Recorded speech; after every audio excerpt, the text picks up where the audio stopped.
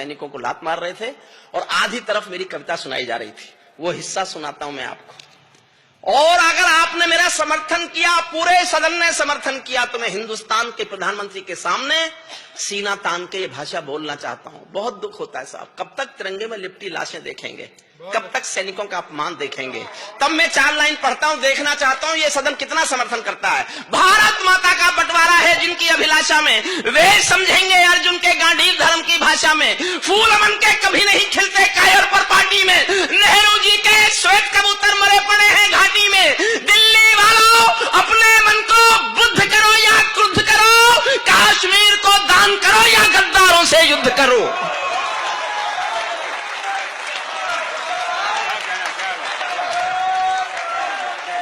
बैठिए बैठिए। कश्मीर को दान करो या गद्दारों से युद्ध करो। जेल भरे क्यों बैठे हैं हम आदमखोर दरिंदों से, आजादी का दिल घायल है जिनके गोरख धंधों से। घाटी में आतंकवाद के कारक बने हुए हैं जो, बच्चों की मुस्कानों के संहारक बने हुए हैं जो, उन जहरीले नागों को भी दूध पिलाती है दिल्ली, मेहमानों जैसी बिरयानी चिकन खिलाती है दिल्ली। जिनके कारण पूरी घाटी, मेरे इस दर्द पर ध्यान देना। हमारे मंत्री जी कह रहे थे क्या बोलेंगे आप कवि, कवियों की जुबान आकाश होती है। मैं बताता हूं कवि क्या बोलना चाहते हैं, अभी भी बोलेंगे और आपसे बोलेंगे और सीना तान के बोलेंगे। जिनके कारण पूरी घाटी जली दुल्हन सी लगती है, पूनम वाली रात चांदनी चंद्र ग्रहण सी लगती है। जिनके कारण मां की बिंदी दाग दिखाई देती है, वैष्णो देवी मां के घर में आग दिखाई देती है। उनके पैरों बेड़ी जकड़े जाने में देरी क्यों है, उनके फन पर हेड़ी रगड़े जाने में देरी क्यों है। उनके फन पर हेड़ी रगड़े जाने में, उनके फन पर हेड़ी रगड़े जाने में देरी क्यों है। कश्मीर में एक विदेशी देश दिखाई देता है, कश्मीर में एक विदेशी। मैंने लिखते लिखते रोया साहब, मेरी आंखें भर आई, मुझे नहीं पता आप कैसे सुनेंगे। कश्मीर में एक विदेशी देश दिखाई देता है, संविधान को ठुकराता परवेश दिखाई देता है। वे घाटी में भारत के झंडों को रोज जलाते हैं, सेना पर हमला करते हैं, खूनी फाग मनाते हैं। हम दिल्ली की खामोशी पर शर्मिंदा रह जाते हैं, भारत मुर्दाबाद बोलकर वे जिंदा रह जाते हैं। समर्थन कीजिए साहब अगर आपको मेरी फीलिंग्स आप स्वीकार कर रहे हैं। भारत मुर्दाबाद बोलकर। मेरा छोटा भाई अशोक चारण चला गया, आप जानते हैं क्यों हुई होगी सर्जिकल स्ट्राइक? मैंने 2 लाइन लिखी थी इसलिए हुई सर्जिकल स्ट्राइक। और मैं कितने गुस्से में था आप कल्पना भी नहीं कर सकते कि हरिओम पवार ये भाषा बोल सकता है। मुझसे पूछा जाता रहा बाबा तुमने ऐसा बोला क्या, मैंने कहा ऐसा बोला और बोलूंगा। समर्थन चाहता हूं और आपको लगे कि कवि का हक था इतना गुस्सा दिखाने का, मैं हाथ में इतनी जिम्मेदारी से हिंदुस्तान में संसद के खिलाफ बोलना चाहता था। मेरे गुस्से को स्वीकारना। भारत जिंदा, भारत मुर्दाबाद बोलकर वे जिंदा रह जाते हैं, हम दिल्ली की खामोशी पर शर्मिंदा रह जाते हैं। शायद तुम भी सत्ता मद के अहंकार में ऐठे हो।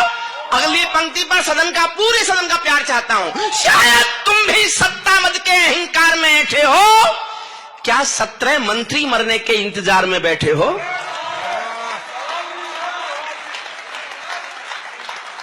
क्या 17 मंत्री मरने के इंतजार में बैठे हो? सेना पर पत्थरबाजों को कोई इतना समझा दो। इस साल की मेरी सबसे अच्छी पंक्ति पढ़ता हूं, प्रवीण शुक्ल को समर्पित करता हूं। समझ जाओ तो फिर तालियां मांगता हूं, क्योंकि हिंदुस्तान का एक रोग ही हो गया है कवि सम्मेलन का कि तालियां ही कविता का मापदंड हो गई है, जबकि तालियों से कविता का कोई लेना देना नहीं होता। मैं चाहता हूं उठे तालियां, आपकी पंक्ति समझ में आ जाए तो। सेना पर पत्थरबाजों को कोई इतना समझा दो, ये गांधी के गाल नहीं है उनको इतना बतला दो। ये गांधी के गाल नहीं है उनको इतना बतला दो। दिल्ली वालों, सेना को भी कुछ निर्णय ले लेने दो। एक बार पत्थर का उत्तर गोली से दे लेने दो। एक बार पत्थर का उत्तर गोली से दे लेने दो। जब चौराहों पर हत्यारे महिमा मंडित होते हो, एक छंद पढ़ता हूं बहुत अच्छा। और मैं देखना चाहता हूं, मैंने जोश में ज्यादा पढ़ा कि आपने जोश में ज्यादा सुना। ये मुकाबला है साहब, आप जीतेंगे तो आपको सैल्यूट करूंगा। ये मैं प्रयोग कर रहा हूं, मैं देखना चाहता हूं कि मेरे पढ़ने में जोश ज्यादा है कि जनता के सुनने में जोश ज्यादा है। अच्छा है। और इस छंद पर मैं आपके जोश में तय करना चाहता हूं कि जोश आप में, आपने ज्यादा जोश में सुना या ज्यादा जोश में मैंने सुनाया। अंजुम जी, मैं आपसे अनुरोध करूंगा, आप भी ध्यान से तालियां बजाना, समझने बजने से कुछ मतलब है नहीं, क्योंकि मैंने आपकी उन गजलों पर, गीतों पर बहुत तालियां बजाई जो मेरी समझ में ही नहीं आई। आती नहीं मुझे, तो समझ में आ ही नहीं सकता। अगर मेरी समझ में आ गया होता तो माइकल बन गया होता ना। मन मांगता हूं पूरे सदन का साफ। आप तैयार हैं ना आप सुनने के लिए? इतनी देर तो मुझे आपको तैयार करने में लगी। फिर मैं एक मोदी पे कविता सुनाऊंगा आपको, जैसी प्रवीण ने सुनाई। प्रवीण ने हास्य में सुनाई, मैं हास्य जानता नहीं हूं। बस मैं तो इतना हास्य जानता हूं, जब हरियाणा की बेटियां मेडल लेके आई तो केजरीवाल साहब ने बयान दिया कि मैं भी बेटी होना चाहता था, लेकिन मोदी ने होने नहीं दिया। अच्छा, ये मेरे नहीं है, सुने हुए जमले, ये इन कवियों के सुनता रहता हूं मैं। पता नहीं किससे सुना मैंने, मनवीर से सुना, किससे सुना कि केजरीवाल साहब 5 कमरों के मकान में रहते हैं। एक कमरे में उनका परिवार रहता है और 4 कमरों में मोदी के खिलाफ सबूत रहते हैं। ये उनके रहना। छंद पर जोश मांगता हूं, साहब सुनना। श्रद्धेय कुंवर बेचैन साहब के चरणों में रखता हूं। जब चौराहों पर हत्यारे महिमा मंडित होते हों, आतंकवादी मारा जाएगा तो जलसे होंगे उसके लिए, पाकिस्तान ब्लैक डे घोषित करेगा उसके लिए। जब चौराहों पर हत्यारे महिमा मंडित होते हों, भारत मां की मर्यादा के मंजर खंडित होते हों, जब कश भारत के नारे हों गुलमर्गा की गलियों में, शिमला समझौता जलता हो बंदूकों की नलियों में, तो केवल आवश्यकता है हिम्मत की, खुददारी की। दिल्ली केवल 2 दिन की मोहलत दे दे तैयारी की। सेना को आदेश थमा दो, घाटी गैर नहीं होगी। जहां तिरंगा नहीं मिलेगा उनकी खैर नहीं होगी। जहां तिरंगा नहीं मिलेगा। भाई साहब क्या बात है, क्या बात है, क्या बात है। जहां तिरंगा नहीं मिलेगा उनकी खैर नहीं होगी। बर्मा बांग्लादेश तलक सीमा पर ऐठे रहते थे, बर्मा बांग्लादेश तलक सीमा पर ऐठे रहते थे, और हमारे नेता चूड़ी पहने बैठे रहते थे। दिल्ली डरी डरी रहती थी पाक चीन की बॉर्डर पर, सेना बांधे हाथ खड़ी रहती थी किसके ऑर्डर पर।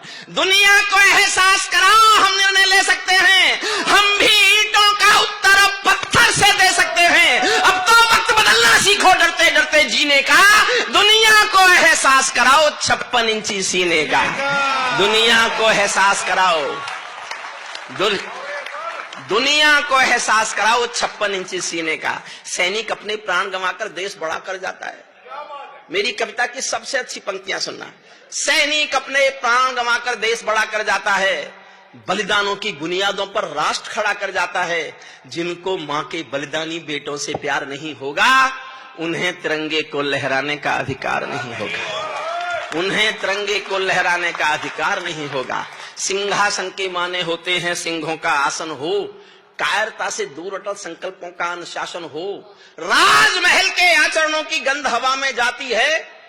दिनकर जी ने एक पंक्ति लिखी, सिंहासन खाली करो की जनता आती है। हिंदुस्तान की सियासत बदलती रही, सरकारें बदलती रही। मैं भी एक पंक्ति पढ़ रहा हूं जो मेरे मरने के बाद शायद देश में कहीं ना कहीं कोट होगी। राजमहल के आचरणों की गंध हवा में जाती है, राजा कायर हो तो बिल्ली सिंहों को धमकाती है।